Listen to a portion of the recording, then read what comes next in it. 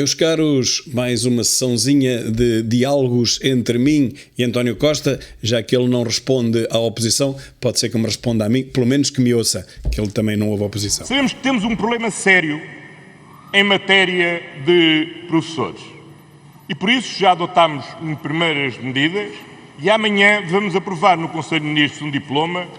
Amanhã, não se esqueçam, não é hoje, não foi ontem, nem o mês passado, é amanhã, é sempre amanhã. E depois, o que aparece amanhã é sempre do desagrado dos professores. As coisas cada vez correm pior para os professores, porque ele sabe, Costa sabe, que só assim é que ganha cada vez mais votos. Que permite duas medidas da maior importância, que na aprovação do Estatuto Nacional do Serviço Nacional de Saúde, que faremos amanhã no Conselho de Ministros. Oh, a sério que é amanhã? Mas é amanhã que faz isso. Bom, está bem. O Sr. Deputado João Coutinho Figueiredo teve a gentileza de cumprir a formalidade de me pôr uma questão. Olhem-me esta amabilidade, olhem-me esta amizade que existe entre João Coutinho Figueiredo e António Costa. É enternecedor, enternecedor. É um efeito em cadeia no conjunto dos aeroportos, designadamente na Europa. Bem, realmente ocorre-me um efeito em cadeia, tanto para um primeiro-ministro como para um líder de um partido da oposição que supostamente faz oposição a um primeiro-ministro, já que são de partidos diferentes, mas não. E, portanto, isto era um belo efeito em cadeia para os dois. Senhor Deputado André Ventura, em primeiro lugar, e quanto à pobreza, a taxa de pobreza em Portugal após transferências sociais, aquelas transferências que o Sr. Deputado costuma criticar, porque diz que são para aqueles, que diz que é subsídio para a preguiça, que é para aquelas pessoas que se fingem pobres mas têm Mercedes e BMWs à porta de casa, pronto. E pronto mesmo. Não serão todos, mas por aquilo que eu vejo serão à vontade 50%. Os que têm Mercedes à porta, não é só Mercedes, topo de gama, quase dos últimos modelos, tudo a receber a RSI, famílias inteiras. É verdade, sim, é verdade. Eu vejo. Mas essas transferências sociais permitem que a taxa de pobreza em Portugal não seja de 40%, mas seja significativamente inferior.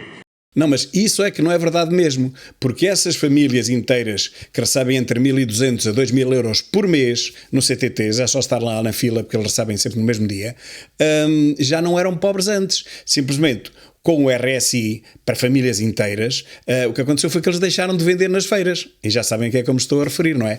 Não deixaram simplesmente de trabalhar. Estão só em casa a fazer, não posso dizer o quê, se não cortam o vídeo, a vender, não posso dizer o quê, se não cortam o vídeo, e a receber o rendimento social de inserção, que é um complemento para as atividades ilegais que sempre fizeram, desde há anos, desde há décadas. Não é?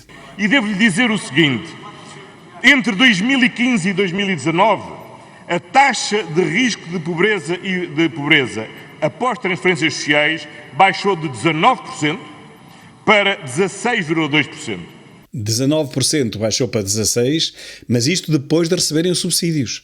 Agora, se não tivessem recebido subsídios nenhuns, essa taxa de pobreza iria para 40 e tal por cento. Claro que não ia, porque as pessoas tinham que arranjar emprego e ganhariam ainda mais. Só que há um problema, é que tinham que trabalhar e... sabe-se lá porquê, eles não estão para aí virados. Sim, Sr. Deputado, tem razão. Nós precisamos de melhor organização, melhor gestão e melhores condições para motivar os profissionais de saúde. Ainda bem que dá razão a André Ventura.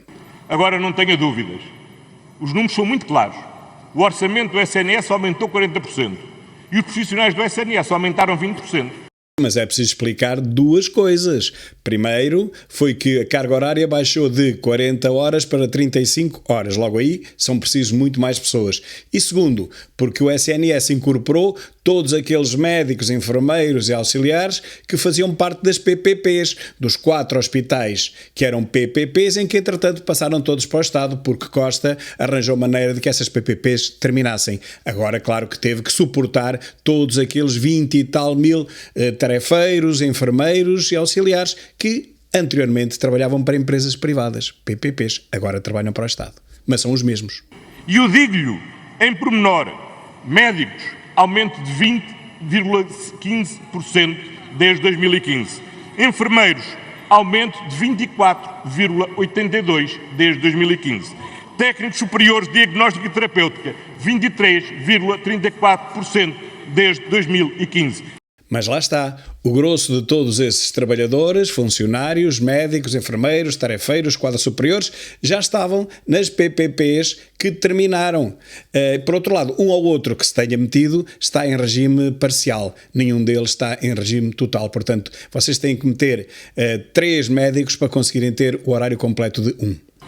E o que as pessoas que estão em casa precisam não é de um altifalante daquilo que as pessoas já sabem que é a sua vida. Aqui nitidamente fugiu-lhe a língua para a verdade. As pessoas já sabem qual é a sua vida, a sua triste vida, especialmente 40% de pobres portugueses.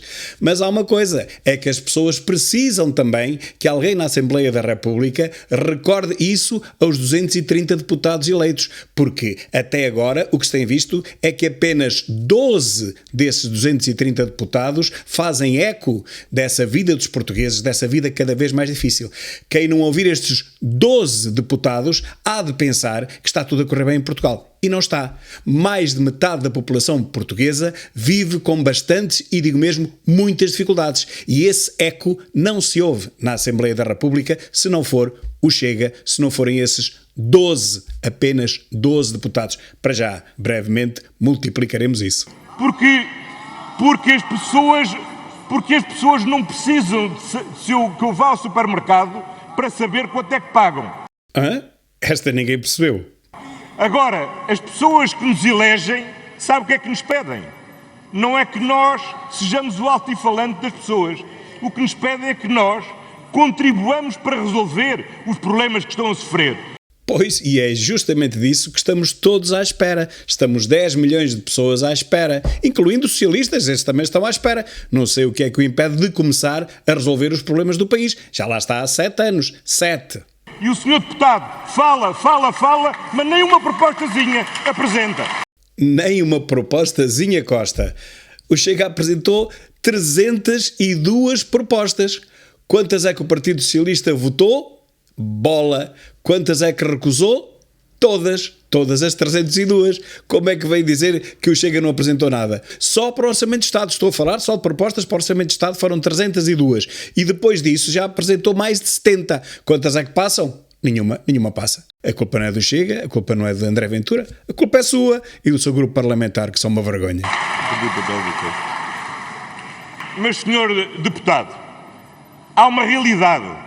Nos últimos 12 meses, a inflação subiu 4,1%. Só se for em sua casa. Eu percebo que não tem conta bancária, portanto não vai ao supermercado, não faz compras, não sabe quanto é que custa 1 quilo de arroz, 1 quilo de massa, feijão, grão, bacalhau, não sabe.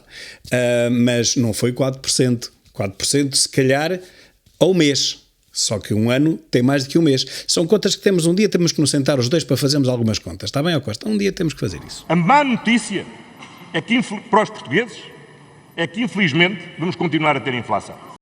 A sério? Mas não foi você que disse que a inflação era uma coisa transitória?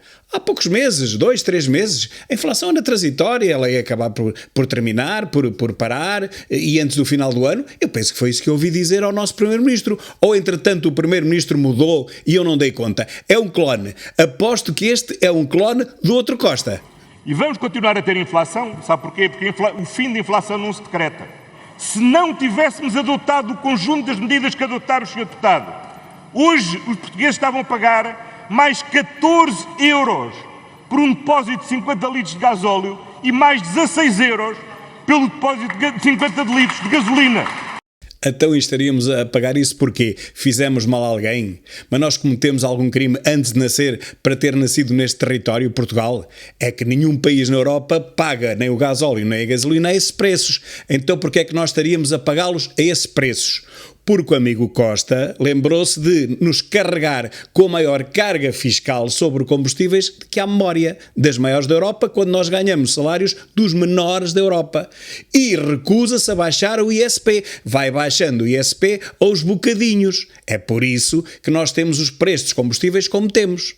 Portanto, a culpa de nós termos os preços dos combustíveis conforme estão é do amigo Costa, não é dos portugueses. Não são os portugueses que regulam os preços dos combustíveis. Não fomos nós. Nós tivemos, foi o azar de ter o Costa como Primeiro-Ministro. Agora, porque nós não nos limitamos a falar, mas perante os problemas procuramos soluções.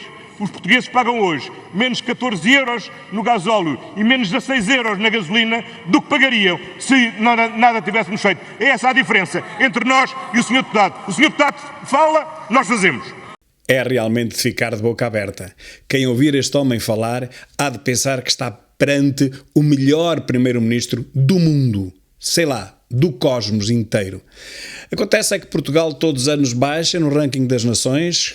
Cada ano que passa nós empobrecemos, nada melhora neste país, pelo contrário, e portanto só lhe faltava dizer o seguinte: ó senhor deputado André Ventura, se eu tivesse aumentado o ISP para o dobro, nós agora abaixávamos para metade e teria sido a maior baixa do mundo. Ok?